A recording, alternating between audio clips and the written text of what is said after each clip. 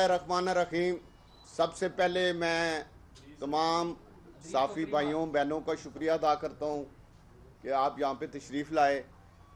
जिस तरह आप जानते हैं कि चंद रोज़ पहले कोयटा में कोयटा के कोर कमांडर और उनके साथी एक हादसे में शहीद हुए।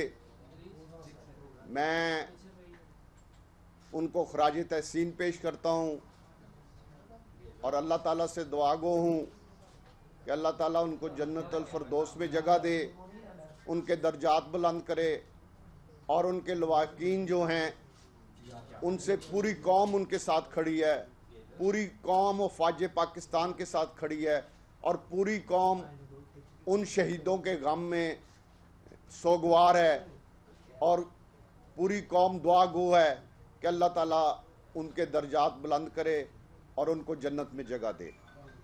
इसके साथ एक इंतहाई शर्मनाक और गंदा काम पीटीआई के वर्करों की तरफ से किया गया सोशल मीडिया पर, जिसकी मैं भरपूर मजम्मत करता हूं और मुझे पूरा यकीन है कि जिन लोगों ने यह घटिया और गंदी हरकत की है इन लोगों को इमरान खान ने ज़रूर बुला के शाबाश दी होगी और ज़रूर कहा होगा कि वेल डन, क्योंकि मैंने जब इमरान खान के साथ रहा हूं, जो भी गाली देता है, जो भी सोशल मीडिया पे कौम को लड़ाने की कोशिश करता है, जो भी अदारों पे हमला करता है, इमरान खान उसे बुला के वेल डन कहता है, शाबाश देता है, थपकियां देता है।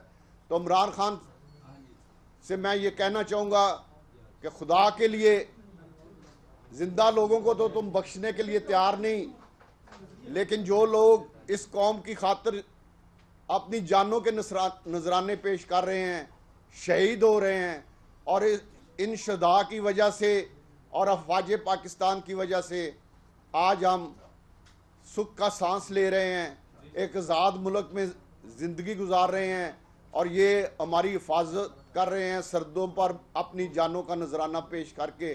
खुदा के लिए इनको तो बख्श दो और अपने ये सोशल मीडिया के जो तुम्हारे वर्कर हैं इनको इतनी तो हिदायत दो कि कम से कम इनको तो बख्श दें। तो मैं इसकी भरपूर मजम्मत करता हूँ इस घटिया और गंदे। मैं आपको ये बताना चाहता हूँ कि मैंने इमरान खान को खुद जाके कहा कि आपका वज़ीर आला पंजाब बुज़दार हर चीज़ में, कमिश्नर, डिप्टी कमिश्नर, ठेकों में, सरकारी अहदे जितने हैं उन पे, पुलिस के तबादलों में पैसे ले रहा है, इसका कोई बंदोबस्त करें। खान साहब ने मुझे कहा कि मुझे सबूत दो। मैंने कहा जी आपके पास इतने अदारे हैं, आप उनसे तहकीक करा लें, अगर मैं झूठा निकलूं तो मेरे से रिजाइन ले लें, और अगर ये करप्ट तरीन आदमी है सूबे का और इस सूबे का बेड़ा गर्क कर रहा है और गोगी को अरबों रुपए रिश्वत खिला रहा है, तो आप इस पे कोई एक्शन नहीं ले रहे। इसकी वजह क्या है, क्यों नहीं आप एक्शन ले रहे? तो कहते अच्छा मैं देखता हूं, मैं करता हूं। 3 दफ़ा मैंने ये खान साहब को बात की, लेकिन वो टस से मस नहीं हुए, क्योंकि वो खुद इसमें मुलव्वस थे और इनके साथ करप्शन में शामिल थे। इसी तरह मेरे साथ एक वाक़या और हुआ, वो भी मैं आज फैसलाबाद के मीडिया को बताना चाहता हूँ कि मैं खान साहब, इमरान खान साहब के पास गया तो मुझे कहने लगे ये सनाउल्लाह कैसे जीत गया। मैंने कहा जी बस वो जीत गया, क्या हो सकता है, ये इलेक्शन के 1 महीने बाद की बात है। कहते अच्छा आपसे तो बंदोबस्त नहीं हुआ, अब मैं इसका बंदोबस्त करूँगा। और उसके बाद कुछ साल डेढ़ बाद राना सनाउल्लाह पर जो झूठा मुकदमा दर्ज हुआ, मैं उस दिन समझ गया कि ये जो उन्होंने मुझे कहा था अच्छा मैं इसका बंदोबस्त करूंगा। मैं आज ये दावे से फैसलाबाद में ये ऐलान कर रहा हूं कि वो मुकदमा जो दर्ज कराया गया राना सनाउल्लाह पर, वो मुकदमा इमरान खान की अमा पर दर्ज किया गया। इसके साथ साथ मैं अकबर एस बाबर को खराज तहसीन पेश करता हूं कि उस शख्स ने 8 साल तक जिस जुर्रत और दिलेरी के साथ non funding case election commission of Pakistan में लड़ा और आखिरकार वो ये साबित करने में इलेक्शन कमीशन में कामयाब हो गया कि इमरान खान ने अरबों डॉलर की करप्शन भी की है और इंडिया और इसराइल से भी पैसे लिए हैं। जो इंडिया और इसराइल से आदमी पैसे लेता है, आप खुद अंदाज़ा लगा लें वो पाकिस्तान का कितना मुबे वतन हो सकता है। मैं यहाँ पे मुतालबा करता हूँ कि इंडिया और इसराइल से पैसे लेने पर और अरबों रुपए की करप्शन करने पर फॉरेन फंडिंग में इमरान खान चेयरमैन तरीके इंसाफ के ओहदे से फौरी तौर पर इस्तीफ़ा दें और तरीके इंसाफ का नया चेयरमैन मुंतखब किया जाए, जिसमें सबसे ज़्यादा अकबर एस बाबर पे गौर किया जाए। मैं ये भी मुतालबा करता हूँ कि इमरान खान के दौर में शहजाद अकबर, नदीम बाबर और इस तरह के जो लोग अरबों लूट के मुल्क से बाहर भाग गए, मैं मुतालबा करता हूँ कि उन लोगों को FIA के ज़रिए पकड़ के मुल्क में लाया जाए, गोगी को मुल्क में लाया जाए और उससे साबित होगा कि वो पैसा किस तरह बनी गाला तक पहुंचा और उसमें खान साहब खुद मुलव्वस थे। मैं ये भी मुतालबा करता हूं कि खान साहब, इमरान खान साहब ने जो दो चेहरे हैं इस शख्स के, एक चेहरा इस्लामी टच वाला है और दूसरा चेहरा है पाकिस्तान को तोड़ने वाला, पाकिस्तान के नौजवानों को गुमराह करने वाला, पाकिस्तान के नौजवानों को गलत रास्ते पे लेके जाने का, पाकिस्तान के नौजवानों को, हमारे बेटों और बेटियों को गलत पिक्चर दिखा के, इस्लामी टच दे के, और इसका डिप्टी स्पीकर खुद इसे कह रहा है कि ज़रा इस्लामी टच दें। इसका मतलब ये एक मुनाफिक आदमी है, इसके दो चेहरे हैं। लेकिन बदकिस्मती के साथ हमारे नौजवानों के सामने एक चेहरा इसका है। ये अपने आप को ईमानदार कहता है। मैं दावे से कहता हूँ कि ये करप्ट आदमी है, एक झूठा आदमी है, ये कोई इस्लामी नहीं है, ये कोई तस्बीह का सारा जो इसने पकड़ी हुई है फ्रॉड है और ये कौम और मुल्क को के साथ फ्रॉड कर रहा है। इसने अपने दौरे इक़्तिदार में तमाम इदारों को तबाह किया और उनको आपस में लड़ाने की कोशिश की। इसने अपने दौर में कोई इदारा नहीं बख्शा, यहाँ तक कि अफवाज पाकिस्तान को भी लड़ाने की कोशिश में कोई कसर उठा नहीं रखी। तो ये मैं समझता हूँ कि इस मुल्क के लिए फितना है, एक फसाद है और नौजवानों को गुमराह कर रहा है। मैं समझता हूँ कि इस फितने और फसाद से इस मुल्क को बचना चाहिए। इसने 25,000 अरब कर्ज लिया है। इससे मैं पूछना चाहता हूँ कि जब से पाकिस्तान बना है उस वक़्त से लेके 2018 तक 25,000 अरब कर्ज लिया गया और इसके सिर्फ 3.5 साल दौर में 25,000 कर्ज लिया गया। वो पैसा किधर गया? कोई मोटरवे बनी, कोई पावर प्लांट लगा, कोई एक चीज बता दे पूरे अपने 3.5-4 साल दौर में कोई एक प्रोजेक्ट बना दे। 1 लाख नौकरियां, 1 अरब नौकरियां किधर गई? 50 लाख घर किधर गए? सब फ्रॉड किया, गुमराह किया और एक गलत मंशूर दिखा के कौम और मुल्क को और ख़ास तौर पे हमारे नौजवानों को गुमराह कर रहा है। तो मैं समझता हूँ कि इस फितने और फसाद से बचना चाहिए। मैं अपने नौजवानों से अपील करता हूँ।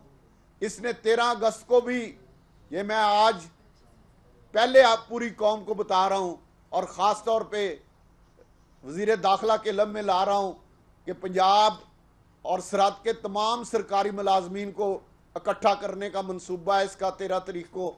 और जब वहाँ पे एक बड़ा इज्तिमा ये इकट्ठा कर लेगा तो ये कॉल देगा डी चौक जाने की और फसाद कराएगा, लोगों को मरवाने की कोशिश करेगा, आग लगाएगा, झगड़े कराने की कोशिश करेगा।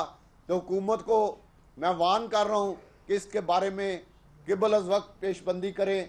और आखिर में मैं एक दफ़ा फिर मुतालबा करता हूँ कि इमरान खान फौरी तौर पे तरीक़े इंसाफ की चेयरमैनशिप से करप्शन की वजह से, इसराइल से पैसे लेने की वजह से, इंडिया से पैसे लेने की वजह से फौरी तौर पर चेयरमैन तरीक़े इंसाफ के ओहदे से इस्तीफ़ा दे। पहली दफा देखा गया है कि कोई अपोजिशन लीडर अपोजिशन पे इल्ज़ाम लगा रहे हैं। मैं आपसे ये पूछना चाहता हूँ कि आप पाकिस्तान मुस्लिम लीग नून के रुकन असम्बली बन के ये बात कर रहे हैं या मतलब पीटीआई के कारकुन? मैं पाकिस्तान तरीके इंसाफ के टिकट सेलेक्ट हुआ हूँ, पाकिस्तान तरीके इंसाफ की तरफ से अपोजिशन लीडर हूँ, और पाकिस्तान तरीके इंसाफ का अकबर एस बाबर की तरह एक नाराज कारकुन हूँ। मुझे खान साहब की करप्शन की वजह से, उनकी नाअहली की वजह से, और जो उन्होंने अदारों का और मुल्क का बेड़ा गर्क किया है, जो आज महंगाई है, जो आज लोड शेडिंग है, जो अदारे तबाह किए हैं, जो इस मुल्क पे अरबों रुपए का कर्ज चढ़ाया है, इस वजह से मैं इमरान खान के खिलाफ ऐलान बगावत आज से 2.5 साल पहले किया था जंगीर तरीन ग्रुप में जाके।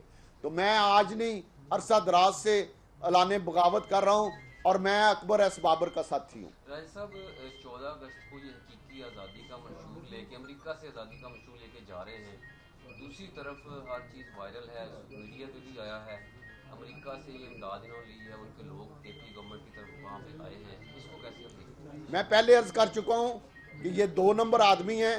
एक तरफ अमेरिका मुर्दाबाद कहता है, दूसरी तरफ इसका वजीर आला सफीर को देता है, उससे इमदाद लेते हैं, उससे गाड़ियाँ लेते हैं, गाड़ियों की चाबियाँ लेते हैं, तमाम चीज़ें मीडिया पे कल परसों से आ रही हैं। तो इसके 2 चेहरे हैं, मैं पहले कह चुका हूँ। एक चेहरा कौम के सामने इसने इस्लामी टच वाला रखा हुआ है, एक तरफ अमेरिका मुर्दाबाद कहता है, एक तरफ कहता है कि अमेरिका ने मेरी हुकूमत गिराई, दूसरी तरफ अमेरिका से इमदाद ले रहा है, गाड़ियां ले रहा है, रेड कारपेट उनके सफीर को दे रहा है।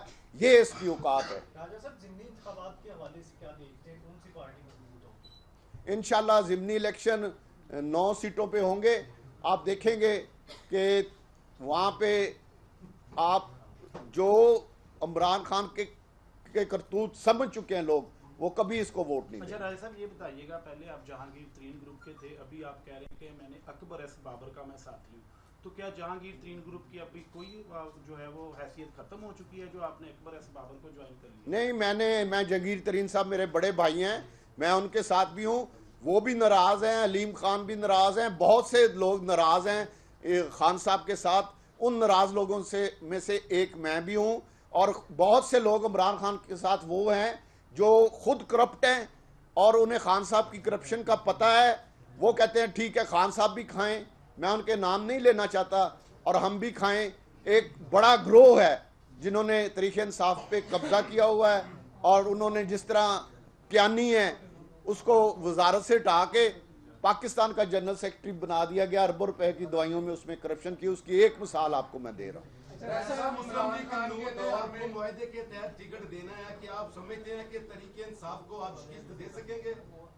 जब मैं तरीके इंसाफ से रिटायर होऊंगा, उसके बाद मैं अपने साथियों से मशवरा करके करूंगा कि मैंने किस जमात से और किस टिकट से इलेक्शन लड़ना। राय साहब, इमरान खान के दौर में मुख्तलिफ एजेंसियों से फ़ोन करवा के बिल पास करवाए जाते थे, वोट लिए जाते थे, और बाज़ लोगों को कंटेनर में बंद करने की भी इतलात है, जिनमें से एक आपका भी नाम है। इस पर क्या कहेंगे? नहीं, मुझे कंटेनर में बंद करने वाली बात गलत है, लेकिन मुझे फ़ोन ज़रूर कराए जाते थे।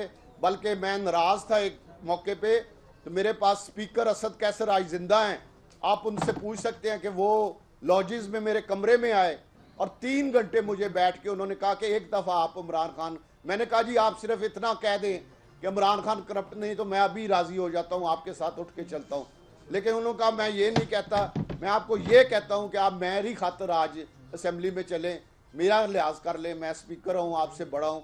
तो मैं उनके कहने पे असम्बली में के इजलास में गया था और खान साहब को अतमाद का वोट दिया था, हालांकि मैं अतमाद का वोट देने के लिए तैयार नहीं था। राजा साहब, अगर इमरान खान साहब से दोबारा कोई सुलह की उम्मीद जो जाती है, तो क्या आप इसमें क्या जुटाता है? मैं समझता हूँ कि इमरान खान इस मुल्क का वफादार नहीं, और उसके साथ सुलह करना इस मुल्क के साथ गद्दारी के बराबर है। इसलिए मैं किसी सूरत इमरान खान से सुलह नहीं करूँगा। आप सियासी बसीरत रखते हैं तो बताइएगा कि जो एस्टेब्लिशमेंट है गवर्नमेंट के साथ है या इमरान खान के साथ है? एस्टेब्लिशमेंट न्यूट्रल है, और खान साहब को इस चीज़ का बहुत दुख है, और वो रोज़ाना कहते हैं कि ये न्यूट्रल क्यों है, ये मेरे साथ क्यों नहीं देते। लेकिन मैं एस्टेब्लिशमेंट से यही अपील करूंगा कि वो जो न्यूट्रल का रोल अदा कर रहे हैं उसी को जारी रखें। उन्होंने कहा कि मुहर्रम के बाद पंजाब में हुकूमती अरकान नून लीग और पीपल्स पार्टी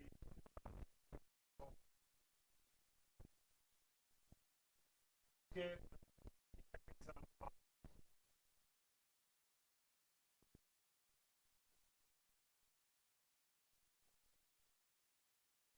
और इमरान खान को नाहल कराना किए जाने का करीब टाइम आ चुका है। क्या आप देख रहे हैं कि यहाँ खाना जंगी हो सकती है, उनके कारकुनों और हमारे कारकुनों के दरमियान जंग होगी? नहीं, कोई खाना जंगी नहीं होगी। उसने करप्शन की है, उसको इलेक्शन कमीशन ने उसके खिलाफ फैसला दिया है। हुकूमत उस पर जो हुकूमत का रोल है वो अदा कर रही है और आखिर फैसला सुप्रीम कोर्ट में जाना है। और मुझे पूरी उम्मीद है कि खान साहब के खिलाफ इतने सबूत हैं कि वो सुप्रीम कोर्ट से नाअहल हो जाएंगे। इसीलिए मैं उनसे कह रहा हूं कि इज्जत के साथ खुद ही इस्तीफा दे दें। ये बता दें इमरान खान ने 9 इलेक्शनों में 9 हल्कों में खुद इलेक्शन लड़ने का ऐलान किया है। क्या उनके पास कोई अहल उम्मीदवार नहीं है और क्या अगले इलेक्शन में इनका उम्मीदवार फैसलाबाद में जीत सकता है या नहीं जीत सकता? पहली बात तो ये है कि वो खुद ही भाग गए हैं, हाई कोर्ट में स्टे लेने चले गए हैं। इनका हर चीज में आपको 2 रोल नजर आएंगे, 2 चेहरे नजर आएंगे। उधर से कहा मैं इलेक्शन लड़ूंगा, उधर से हाई कोर्ट में स्टे लेने चले गए। तो इनके पास कैंडिडेट नहीं है, जिसकी वाज़ेह मिसाल फैसलाबाद वाली है कि जो कैंडिडेट है उसकी हालत का आप सबको पता है। मैं कुछ नहीं कहना चाहता। अच्छा राय साहब, ये बताइएगा कि एक तो बतौर अपोजिशन लीडर अभी तक जो है वो गवर्नर स्टेट बैंक तैनात नहीं हो सका, इसके ऊपर आपने अभी तक कोई आवाज़ नहीं उठाई। दूसरी जानिब ये है कि इलेक्शन कमिश्नर को चेंज करने के हवाले से तहरीक इंसाफ बार बार ये कह रही है। क्या आपका इस इलेक्शन कमिश्नर के ऊपर एतमाद है कि अगला इलेक्शन इसी इलेक्शन कमिश्नर के अंडर लड़ा जाएगा? ये इलेक्शन कमिश्नर खुद इमरान खान ने नामजद किया है, मुझे उस पर पूरा एतमाद है। वो जो भी फैसले कर रहा है सही कर रहा है। मैं उससे ज़ाती तौर पे जानता हूँ, एक इंतहाई ऑनेस्ट आदमी है, ईमानदार आदमी है। और खान साहब की जो भी अदारा उनकी मर्जी के खिलाफ चले, खान साहब उसके खिलाफ तकरीर करना शुरू कर देते हैं, जिसकी मैं मजम्मत करता हूँ।